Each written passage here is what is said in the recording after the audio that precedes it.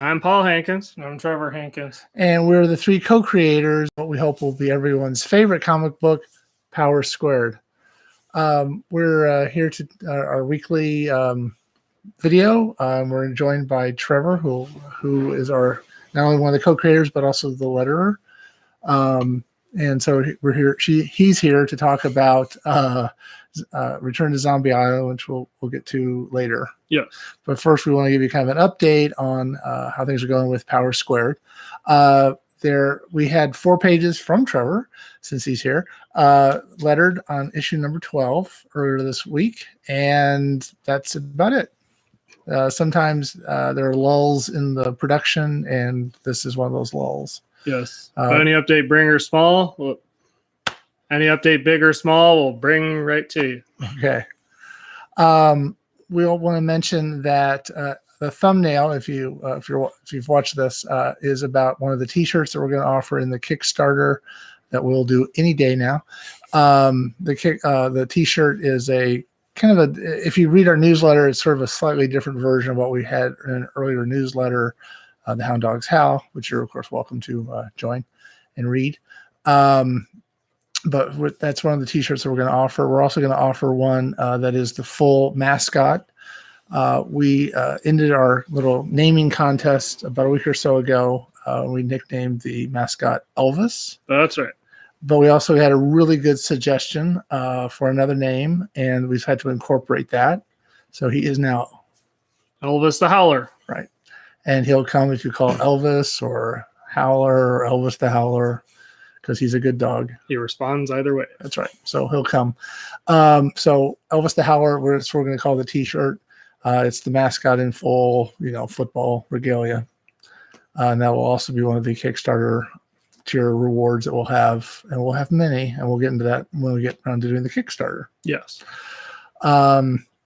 We also want to talk, we're going to do something a little different here. Have a little giveaway. I've come across some Hellboy swag, and we thought we could maybe kind of have a little contest and give that away to someone who watches this video and likes Hellboy. Yes. Which I'm sure there's a Venn diagram that would show that. So it's all about encouraging interactivity here. That's right.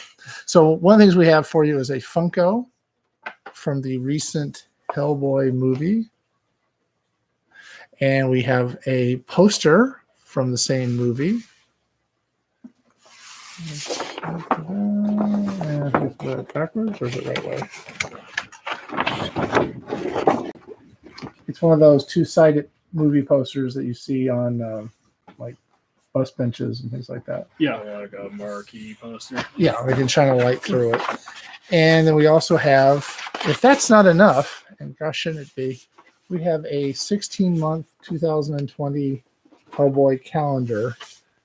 So it's, unopened and still be good for a whole year. That's right.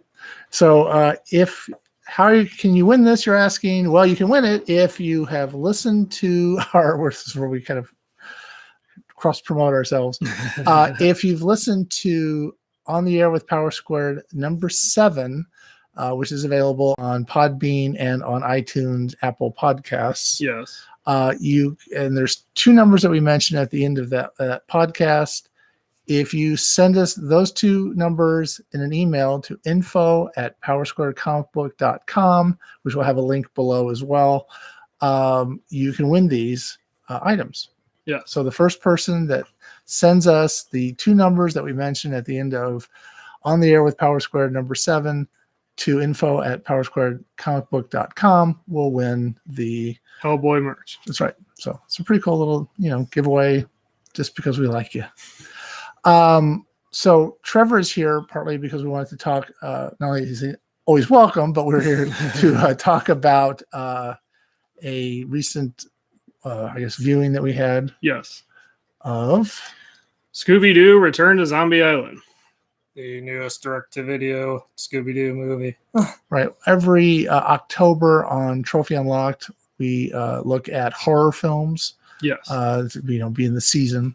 And you're kind of obligated to. Right. And so far this month, we've published ones for the Cat People and The Fly And one of the ones we're going to do later in the month is going to be Return to Zombie Island. Yes.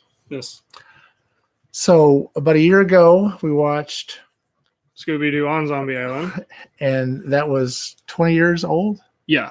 We reviewed that as part of the 20th anniversary of the release. Right. And so now a year later, so 21 years later, they come up with a sequel. Yeah. Yes. And so what did we think of the sequel? Not good. It was kind of garbage. Right. Yeah, so they did a lot of things you can talk about where they retconned the characters.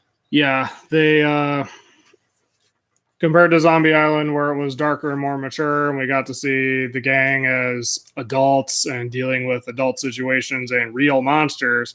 Here we have a cartoonier, sillier take that kind of is very dumbed down by comparison. They retcon it so that instead of adults, they were teenagers the whole time. So kind of erase Daphne's accomplishments from before. Right. So instead of having her own TV series, she was at the network for the summer or something. Yeah, summer intern. Yeah. She wasn't. Yeah, that's sort of that's a real common practice where you don't want your characters ever to grow up.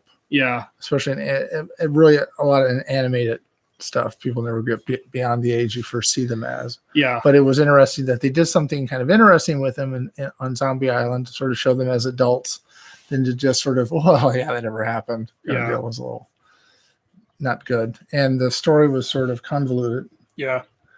and tried to do too much and didn't resolve anything. Yeah, it really didn't. Sort of left itself open for a third movie, which they kind of say in passing in dialogue. Kind of a little tease. So But 20 years they'll come up with it. yeah, I'm really not looking forward to a third one if this is what they had to offer after 21 years.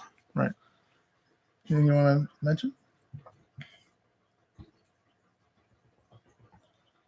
And for some reason, the movie is written. The movie not only expects you to have seen the original Zombie Island, which they sort of do a recap minus with that retcon. Right. Apparently, it also expects you to have seen the previous direct-to-video movie, Curse of the 13th Ghost, which in itself was supposed to be written as a follow-up to the 80s cartoon 13 Ghosts of Scooby-Doo. Right. Yeah, It's a lot of it's kind of a continuity headache right there, yeah. And to say the least. and maybe they had to make the kids not have been adults in order to make it work with that. Yeah, but like there is a subplot in Return to Zombie Island that relies entirely on kind of one of the plot lines from Curse of the 13th Ghost. Right. Which we haven't seen, so we were confused. Right. Like, why is this suddenly a thing? Yeah. Well, it kind of doesn't help with the tone of Return to Zombie Islands. It also has a much brighter color palette. With Zombie Island, it was darker and had this grittier look to it that really worked. Plus, it was done by a Japanese animation studio. Right. Which, when we look back at some footage of the original, we could, I guess, kind of tell. Right. Because they have a way of doing things. It was sort of, the Zombie Island was a little more, as you said, adult and a little more, not realistic, but a little more adult. Yeah.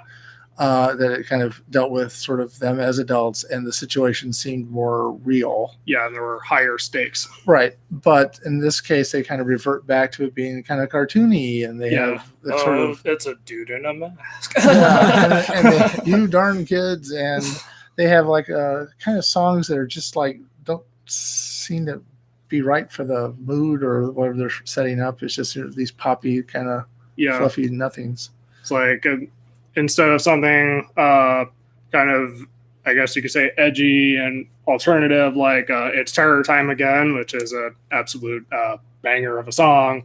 from Zombie Island. Here you have, I forget what the name of it is, but you have this like pop tune that plays over the obligatory chase sequence, and it doesn't really fit. Yeah, it's sort of like a Bad Monkey sequence. Yeah.